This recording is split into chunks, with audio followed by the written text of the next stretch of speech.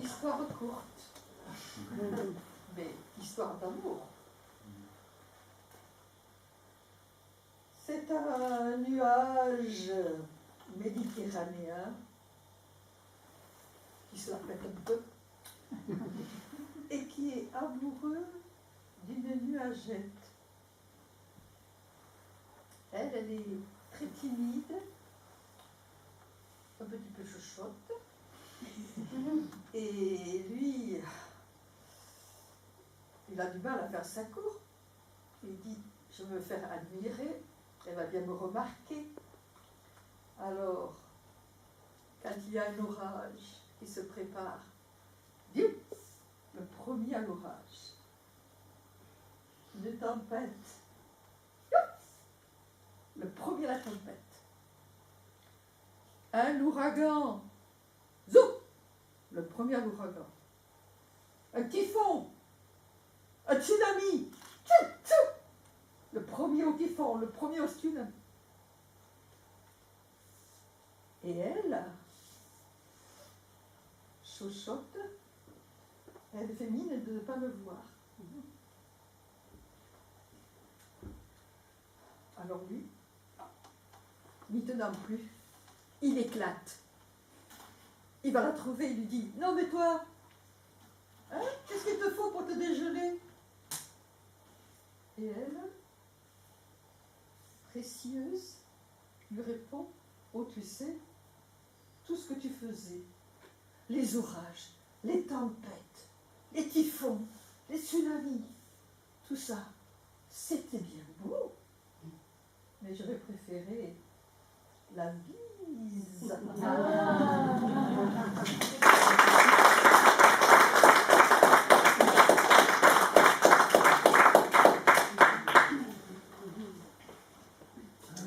Vous l'avez voulu, il l'a fait. Jean Le Gobia, la suite.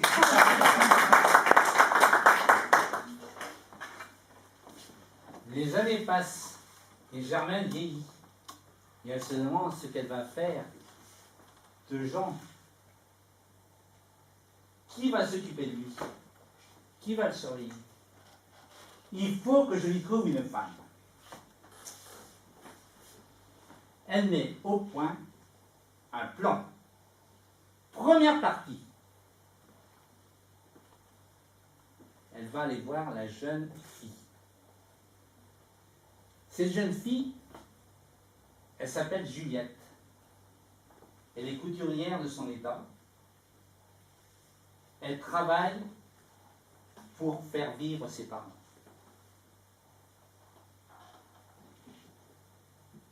Elle a donc besoin, enfin les parents ont donc besoin d'argent. Et ils aimeraient bien que la vie de leur jeune fille soit améliorée. Alors Germaine, qui voit ça, elle se dit, je vais aller les rencontrer. Vous savez, mon petit Jean, c'est un brave garçon, il n'a pas un sou de méchanceté, et il héritera d'un beau patrimoine, parce que j'ai des biens au soleil, et donc, voilà, ce sera quand même bien si votre fille accepte de se marier avec mon Jean. Toujours est-il que l'avance de Germaine a l'air de satisfaire les parents de Juliette.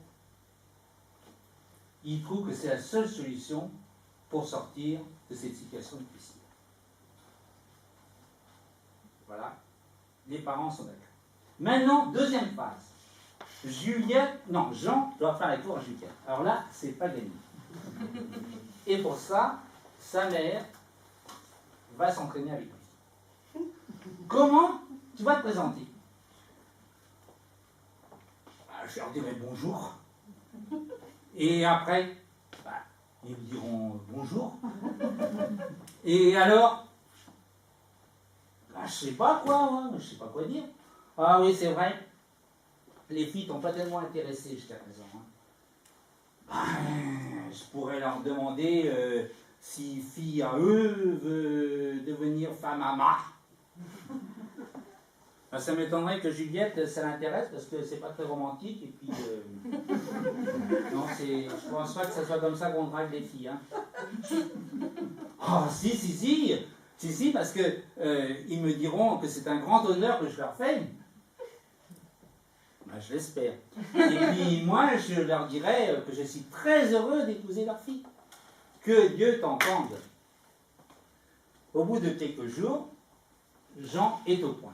Il se présente devant Juliette et ses parents. C'est un miracle. Juliette trouve Jean très bien. Et je pense qu'elle trouve aussi que Jean a un peu d'argent. Donc, Ah, les filles. c'est ça. Alors, est-ce que l'argent fera le bonheur? Voilà la question. Bravo, c'était super. Et il y a une troisième partie. Ah oui, oui, oui.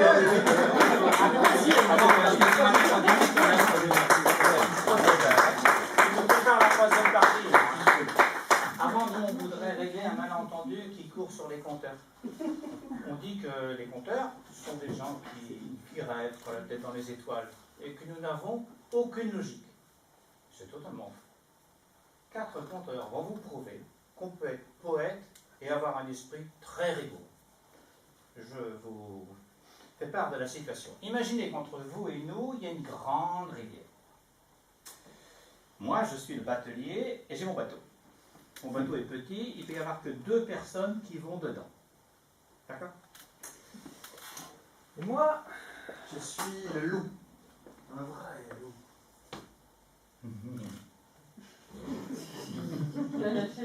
Moi, je suis la chèvre. Et que fait le loup lorsqu'il est tout seul avec la chaise? Je la mange. Doucement. Premier élément logique, il ne faut pas laisser le loup tout seul avec la chaise. Et moi, je suis le chou. Un joli chou frisé. Et que fait la chèvre lorsqu'elle est toute seule avec le chou? Doucement. Deuxième élément logique, il ne faut pas laisser la chèvre toute seule avec le chou. Et que fait le loup s'il est tout seul avec le chou? Rien, c'est pas bon. Ben, moi, je mange personne. Je frise. Troisième élément logique, on peut laisser le loup tout seul avec le chou. Alors maintenant, je dois emmener le loup, la chèvre et le chou de l'autre côté de la rivière en respectant toutes les contraintes.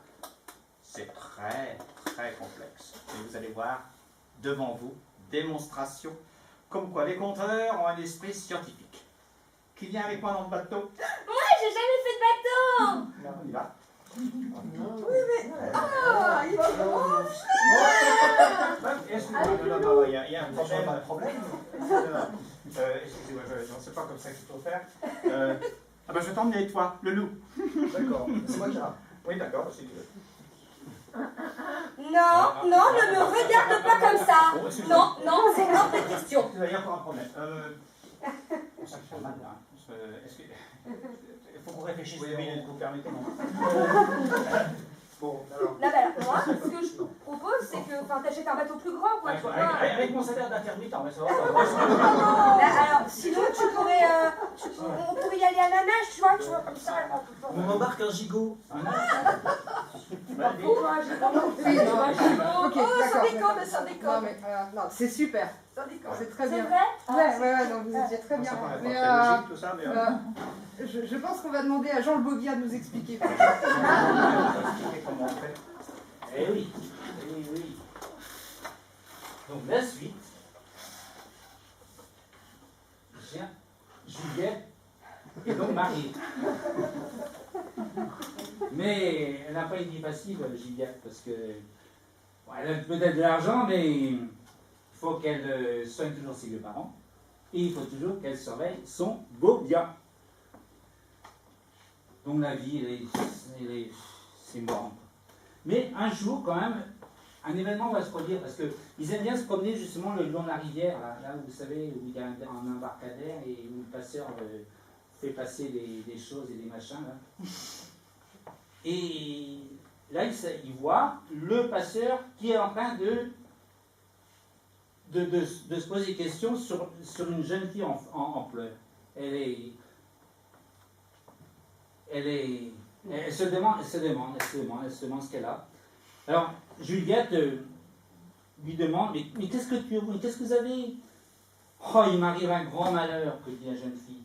Voilà, j'ai mon père qui est de l'autre côté de la rivière, et je dois faire traverser le loup, la chèvre et le chou que vous voyez là. Alors, c'est un dilemme, parce que si je fais d'abord traverser le chou, le loup va manger la chèvre. Si je vais traverser le loup, c'est la chèvre qui va manger le chou. Comment voulez-vous que je fasse? Est-ce que vous auriez une solution? Ben, je vais réfléchir, que dit Juliette. Que ça m'étonnerait que Jean, là, nous donne une solution. Une demi-heure après, elle revient. J'ai trouvé. Alors, écoutez-moi bien. Parce que, comme disait le batelier, c'est très scientifique. Je fais traverser la chèvre. Je fais traverser le loup. Mais je ramène la chèvre de l'autre côté, parce que sinon, le loup va manger la chèvre. Et après ça, je refais passer le chou, et je viens récupérer la chèvre. Et tout le monde est passé à côté. Donc, repeat. Chèvre, loup, chèvre, chou, chèvre. Voilà. Bon.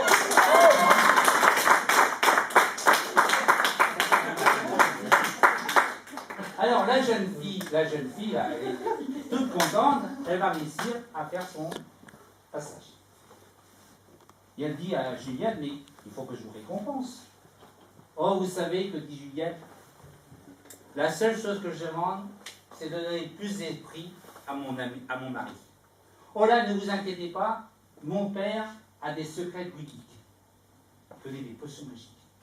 Vous revenez demain matin, même lieu, même heure, et vous verrez. Le lendemain matin, la jeune fille attend Juliette avec une carafe remplie d'un laitue. Vous allez donner à votre mari tout ce breuvage. Juliette est toute contente, elle rentre chez elle, fait voir son mari, et quelques semaines après, vous allez ne me croire pas, mais il y a eu des transformations. Jean prend des initiatives, Jean travaille, mais alors, ce qui est formidable, c'est que Jean est attentionné envers Juliette et il est très amoureux. Juliette a trouvé son Roméo.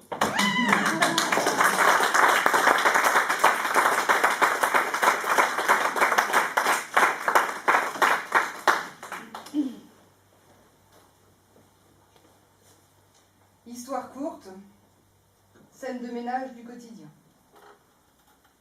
Un homme et une femme marchent dans la rue. L'homme tient un parapluie au bout de sa main. Il se met à pleuvoir. Mais l'homme ne fait rien. La femme lui demande: pourquoi est-ce que tu n'ouvres pas le parapluie? Il pleut. Bah non, mais ce parapluie est complètement pourri, les baleines sont cassées, enfin bref, ça ne sert à rien. Mais pourquoi est-ce que tu l'as pris? Je ne pouvais tout de même pas savoir qu'il allait pleuvoir.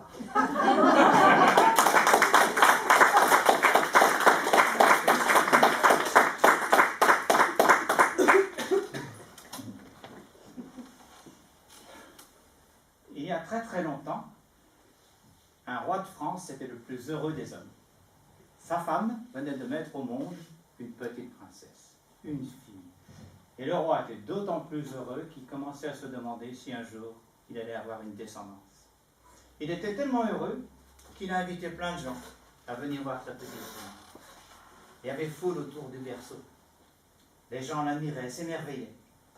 Et tout à coup, on entend un rire venir de l'escalier principal du château. Ou quelque chose d'approchant. C'était la sorcière du pays, que le roi volontairement n'avait pas voulu inviter. Elle va directement vers le roi, le regarde dans les yeux. Ah, tu n'as pas voulu m'inviter, je suis ne moins que rien, n'est-ce pas? Et d'autorité, elle se dirige vers le petit berceau. Je vais jeter un sort sur ta fille. Et elle se penche sur le berceau. Métamorphose-toi en souris. Une petite fumée grise Et lorsque la fumée est dissipée, tout le monde peut voir une petite souris blanche assise sur son derrière qui regarde tout le monde avec ses grands yeux bleus. C'est la consternation. Et la sorcière de poursuivre. La malédiction cessera le jour où je verrai rire ma sœur. Et sachez que je n'ai jamais entendu ma sœur rire. Je ne l'ai même jamais vue sourire depuis qu'elle est bébé. Et la sorcière disparaît. Vous imaginez l'abattement des parents? Une petite souris. Il a fallu réaménager la chambre de l'enfant. Dans une petite boîte avec un ruban, en pièce de lit à baldaquin. On a fait supprimer les chats dans un rayon de 50 lieues. On a interdit la chasse à la souris, vous imaginez? Et le roi et la reine, malgré leur très grande tristesse, vont mettre tout leur amour à élever cette petite souris aux yeux bleus. Car comprenez bien que si c'était une petite souris, elle avait l'intelligence, l'émotion, la parole. Elle avait même un don pour le chant. 16 années passèrent et l'Espagne déclara la guerre à la France. Le roi lui-même avait l'intention de mener ses troupes. Il était dans la cour du château, il était déjà sur son cheval. Il avait adressé ses adieux à sa femme, à sa adolescente de petite souris aux yeux bleus, lorsqu'il sentit quelque chose monter le long de son mollet, de son dos et s'installer sur son épaule. C'était sa fille qui lui dit « Père, emmenez-moi à la guerre avec vous. »« À la guerre, ma fille? Mais pourquoi faire ?»« Ben, je ne sais pas, mais je crois que je peux être utile et je prends pas beaucoup de place. »« Mais où veux-je te mettre? »« Ben, mettez-moi là, entre les deux oreilles du cheval. » Bon, le père se dit qu'après tout, son adolescente de petite fille aux yeux bleus ne craignait pas grand-chose. Et puis il était heureux d'être avec sa fille. Alors il l'a mise entre les deux oreilles de son cheval et l'armée de France est partie. 3 jours après, devant une plaine, les deux armées se sont fait face à face. L'armée espagnole était commandée par le fils aîné du roi d'Espagne. Si vous aviez vu les guerriers, des allures redoutables, ils étaient très nombreux, très armés, des mines patibulaires. Ils semblaient tellement sûrs de leur victoire qu'on avait l'impression de les entendre ricaner. Quelque chose d'approchable. Le fils aîné du roi d'Espagne allait donner le signal de l'assaut quand tout à coup, on entendit une voix d'une douceur, un chant mélodieux. Vous savez, ce genre de voix cristalline qui s'adresse directement au cœur. Plus personne n'avait envie de se battre. On avait même envie de fraterniser. On voyait même sur certaines lignes patibulaires des petites larmes. Le fils aîné du roi d'Espagne dit à son second, mais d'où vient cette voix? Ça vient des lignes françaises, sire. Le fils aîné du roi d'Espagne sort son mouchoir blanc et se dirige vers le roi de France. Arrivé près du roi de France, lui dit, d'où vient cette voix, sire? C'est ma fille qui chante. Votre fille, où est-elle? Là. Oh, vous vous moquez. Mais non. Et le roi lui raconte la malédiction qui a frappé sa fille. Oh, le fils aîné du roi d'Espagne est très ému. Il regarde la petite souris aux yeux bleus qui n'arrêtent pas de le regarder. Il est troublé. Et il dit au roi de France, sire, puis-je vous demander la main de votre fille?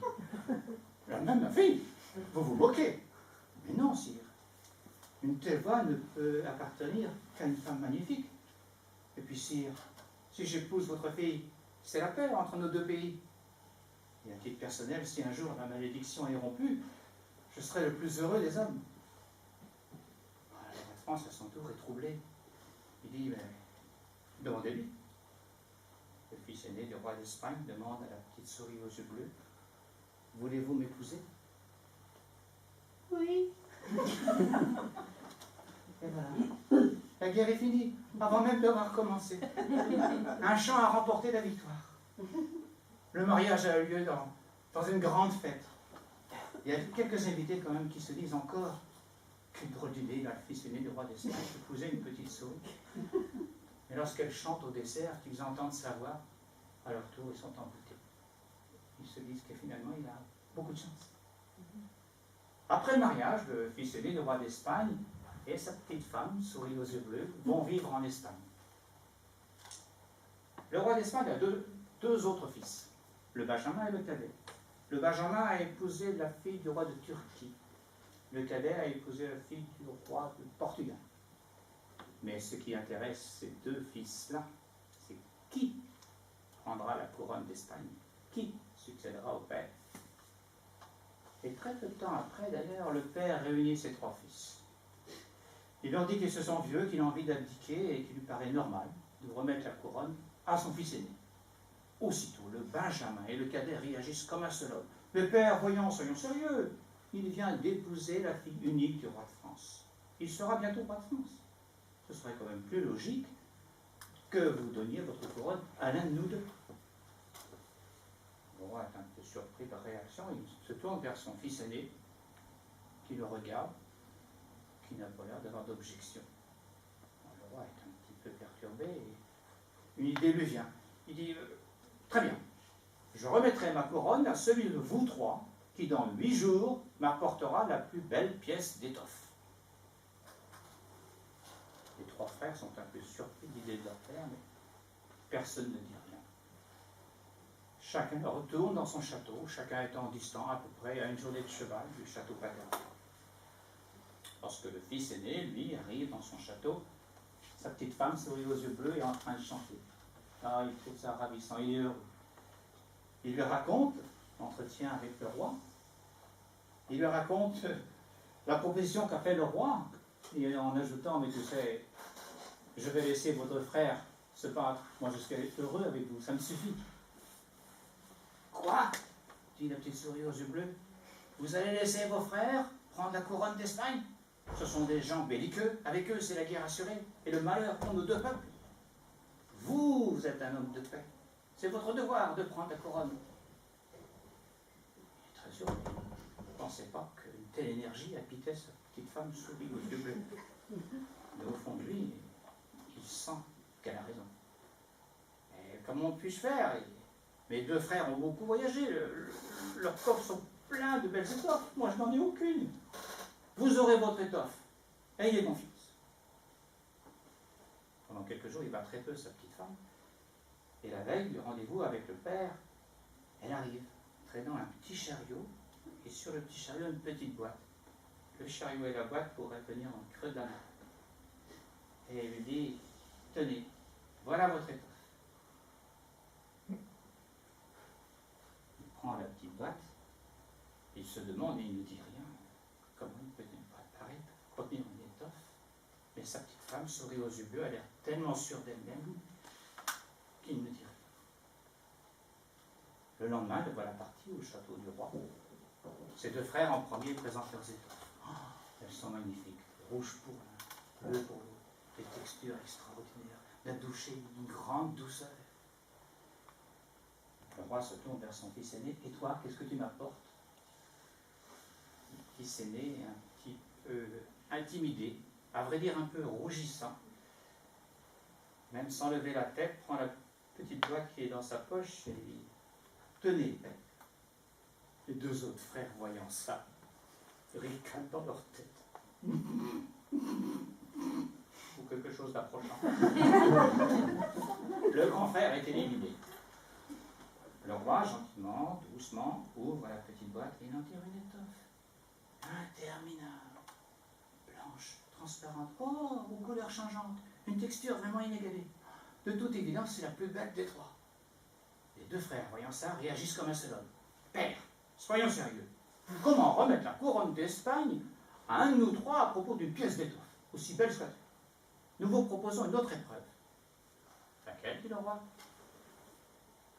Donnez votre couronne à celui de nous trois qui, avec sa femme, fait le plus beau couple. Le roi sent le piège se refermer sur son fils aîné. Car si sa petite femme sourit aux yeux bleus, est une merveille de petite souris aux yeux bleus, c'est une souris. Il se tourne vers son fils aîné, qui lui est décomposé. Il ne sait pas comment réagir.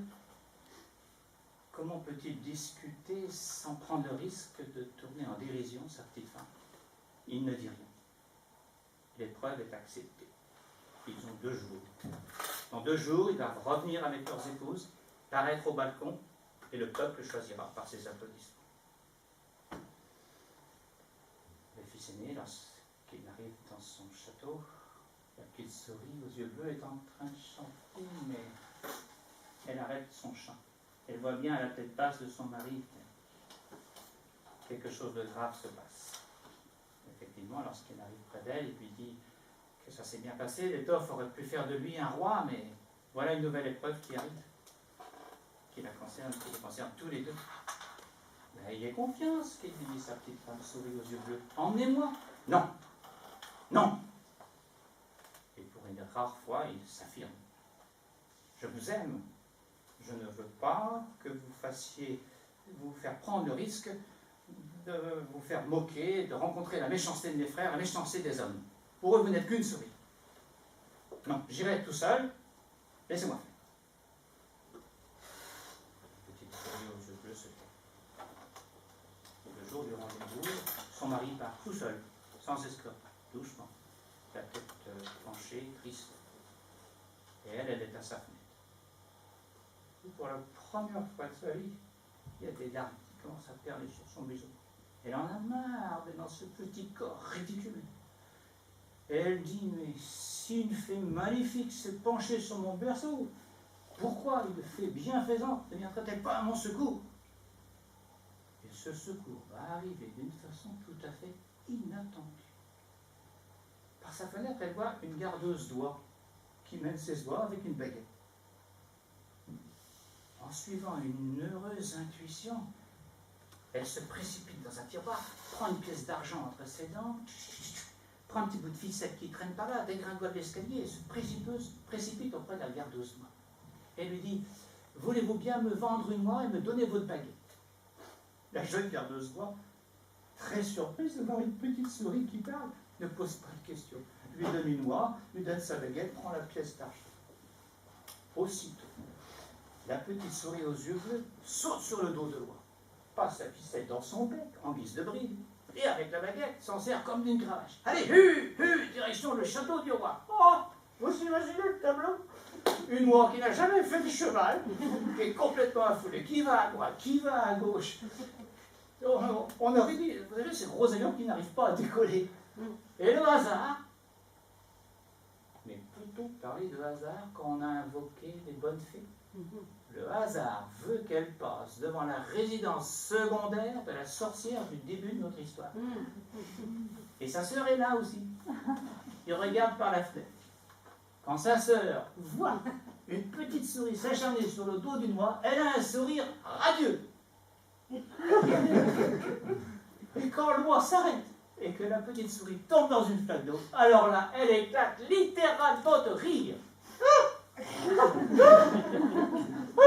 Quelque chose d'approche. Aussitôt, la sorcière elle-même apparaît sur le chemin, reconnaît la petite souris et lui dit, tu as de la chance, tu as fait rire ma sœur. La malédiction est rompue, tu es délivrée. Et elle disparaît.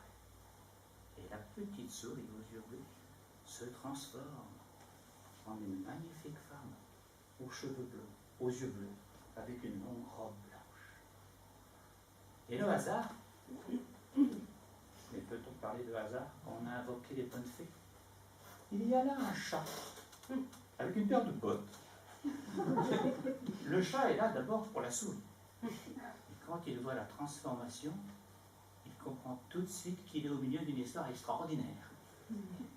Il dit à la princesse, excusez-moi, je ne fais pas partie de votre histoire, je ne suis pas sur le bon rayonnage, je ne suis pas à la bonne page. Et puisque je suis là, je peux peut-être vous aider. Prenez les bottes, vous allez voir, quand vous allez les enfiler, elles vont se transformer en jolis escarpins blancs. Et elles pourront vous emmener à la vitesse que vous voulez, rejoindre votre bien-aimé. Aussitôt dit, aussitôt fait. La princesse enfile les bottes, qui se transforment en jolis escarpins blancs. Et la voilà partie en bond gracieux, au-dessus des chemins. Elle aperçoit son mari, elle le rattrape très vite. Elle a l'intention de s'arrêter juste derrière lui, mais c'est pas facile. La maîtrise de souliers magiques demande de l'entraînement, et elle n'a pas eu le temps. Mais enfin, néanmoins, elle arrive tout doucement derrière le cheval de son mari, à prendre l'allure du pas. Elle cache son visage dans ses cheveux, dépasse son mari,